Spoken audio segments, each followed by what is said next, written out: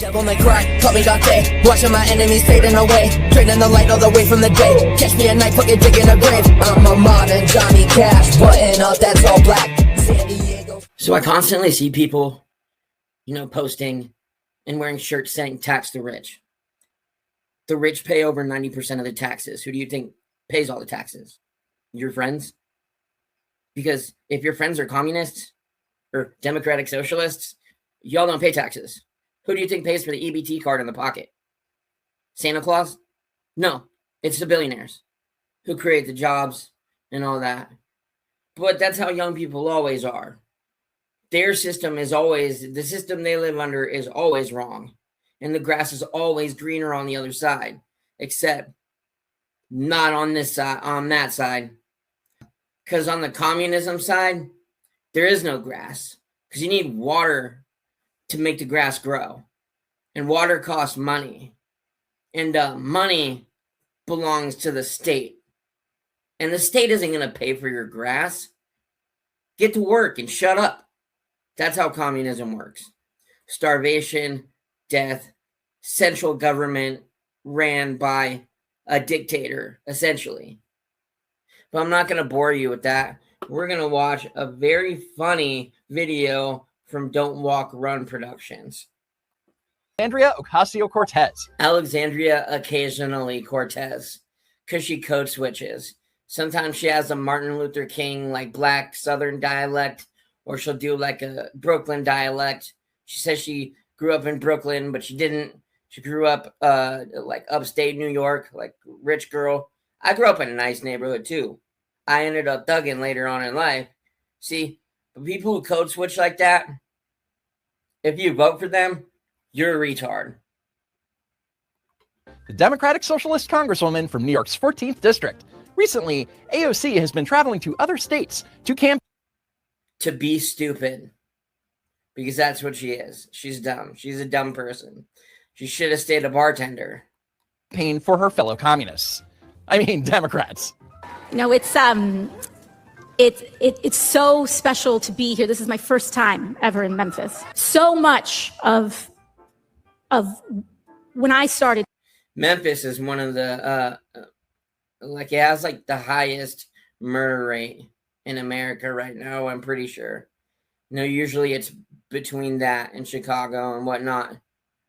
It's the first time she's been to Memphis, and I guarantee you, she's got bodyguards, and if somebody outside of this situation talks to her, she's like, ew, security. That's what kind of person she is. Don't for a second believe that she's a woman of the people.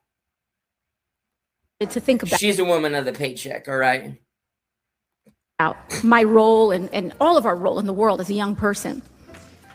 I thought about places like Memphis. Places like Memphis really shaped my entire worldview, even though I've literally never stepped foot here before today. Classic North Memphis, South Memphis, Westwood, Orange Mound. Political pandering. When I think about where my first political consciousness was formed, it actually didn't come from a book written by Marx. Nobody asked about Karl. Yeah, because occasionally Cortez doesn't know how to read. Marx. Well, unless it's a picture book. And she has to sound it out real slow. But it's very telling that he's the first person that pops into AOC's head to deny.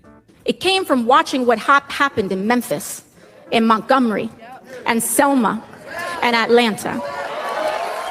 Watching what happened in Selma and Memphis, Sandy, you were literally born in 1989. You didn't watch the civil rights movement happen. You read about it in a textbook. Yeah, just She didn't read it in a textbook because she can't read. Kidding, she doesn't read. And when I think about the He's saying you did the same joke. What a gangster. That guy's awesome. Subscribe to Don't Walk, Run Productions, by the way, or I hate you. sacrifices that people have made for us to gather here in this church today, I know about the duty and feel filled with a sense of purpose about what we are here today together to accomplish. Definitely not to praise Christ. That's a church that they're in, and they're there to accomplish virtue signaling and communism. which goes directly against Christianity. Personal ownership and working for what you own is like a core tenet of the Bible. And owning nothing is a core tenet of communism. But if you read Marco Rubio's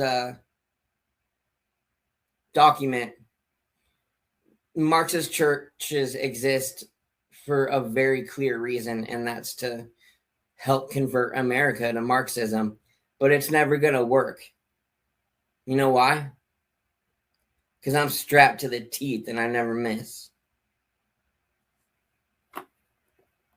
Oh, yes, the immense, grueling sacrifice required to sit in a climate-controlled church and listen to a congresswoman from New York pretend she's a local. Stunning and brave. So when I landed last night, I felt that wave. She's talking about the smell of sewage. And I decided to pull up Dr.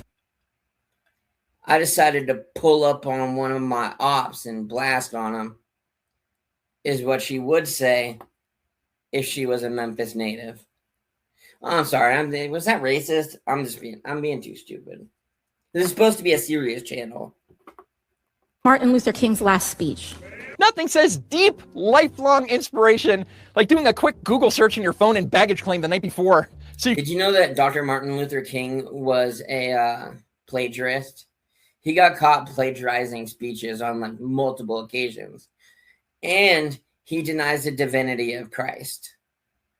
Reverend Dr. Martin Luther King denies the divinity of Christ. She's crazy. And you wonder why they prop him up as almost a deity of the Black community. You can skim through the spark notes of Dr. King's speech. Because we are here.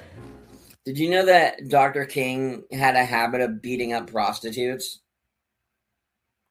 To pick up where King left off 58 years ago. Allegedly. Yes, because when people think of the natural heir to Dr. Martin Luther King Jr., they immediately think of a politician from Westchester County who sells $60 tax the rich sweatshirts on the internet. You know, because the affordability crisis or something. Earlier today, we walked through and we saw what was happening here in Memphis. We sat at an intersection and I could. You know what? She's in Memphis talking about the problems in Memphis, but nobody mentions Black on Black violence because it happens all the time and it's an epidemic. This isn't a coming out of me from racism. It's coming from my heart. Like they're young men and killing each other every day in places like Memphis. The issue was not landlords, Sandy. It's like a murder culture. The music, the drill music, the single parenthood worship, the abortion. But all they want to talk about is Nolan Wells, even though it obviously wasn't a racist murder. Or they want to talk about Carmelo Anthony, since now Black folks should just get away for killing white people just with impunity.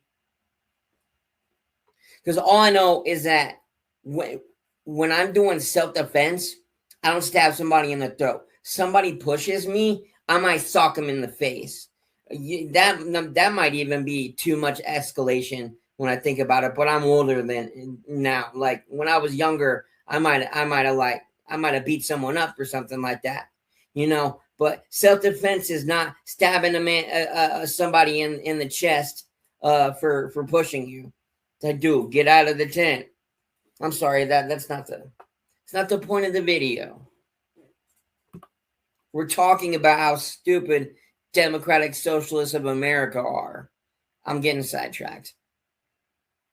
See on this side of the street, a methane plant. You mean the natural gas?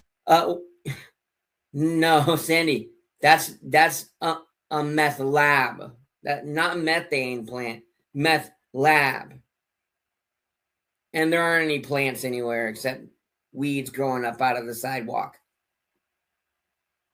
She should plant her dumb ass somewhere else, because when she speaks, It is asinine. All right, so we're gonna switch it up a little bit. Same video, but I cannot fathom her any longer. So right now we are going to deal with a socialist boy that looks like a gay Bond villain mixed with Vincent Price. And Vincent Price is like a horror movie actor from the 50s. So y'all are probably too young to remember any of that. But you know the sounding like trap music and stuff like that. That's Vincent Price.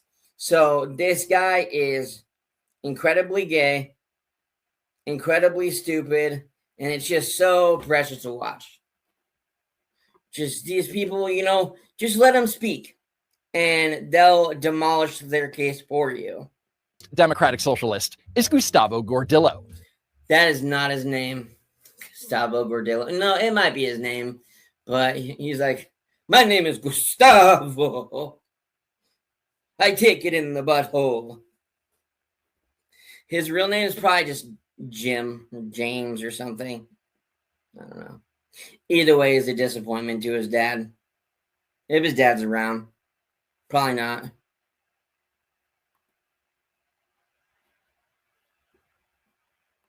The co-chair of the New York chapter of the DSA, who made the unfortunate yet hilarious decision to appear on The Story with Martha MacCallum on Fox News. American imperialism, in many cases, is actually what brings immigrants to the U.S.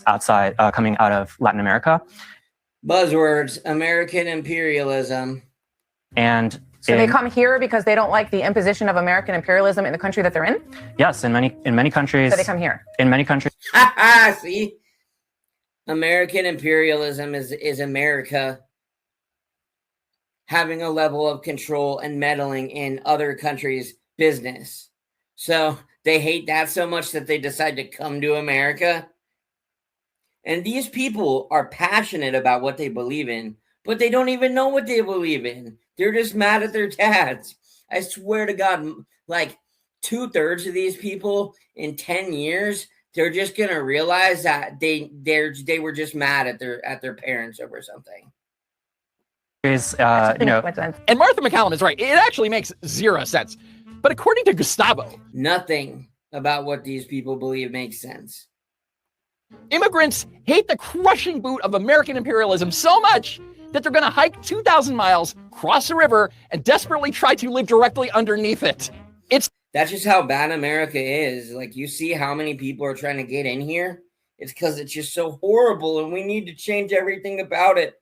The boot of American capitalism, just allowing everybody the chance and opportunity to rise up in the ranks and become something and create things.